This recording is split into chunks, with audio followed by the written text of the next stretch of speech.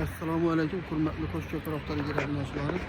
Sizlarga Ege'dan sotib berib gap turgan Nexus 2 mashinamizni qo'yib beramiz. Mashinamiz 2015-yilda ishlab chiqarilgan, narxi arzonladi. 70 milyon so'mda turadi. 65 milyon so'm beramiz. Yil 2015, kraskalari 100% tajı. Hattoki zenglar ham ishlanmagan. Kimga qiziq bo'ladi bo'lsa, mashinamiz Qo'shko'p avtoliderda sotuvda turadi. Avtokredit qilib olaman desangizlar, taxminan 10-15 milyon so'm bilan kelsangizlar, oylik to'lovlari 3 yil muddatda 3 milyondan chiqadi.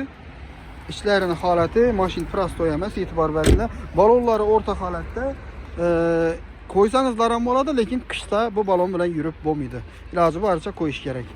Yoz bo'lsa bo'lar edi. Esa Qo'shko'p avtoliderda sotuvda turadi. E'tibor beringlar. Şimdi endi zang chiqartirgan yerlari bor, lekin hali tushirmagan. Bir qator ham yerini ko'rsatib o'tamiz. Chatloqi, so'naki hech narsasi yo'q, hattoki ishlangan ham emas. Nexus 2'nin zo'rini qarab yerlarga tashab qo'yinglar. Nexus 2'nin zo'r ishi bo'ladi.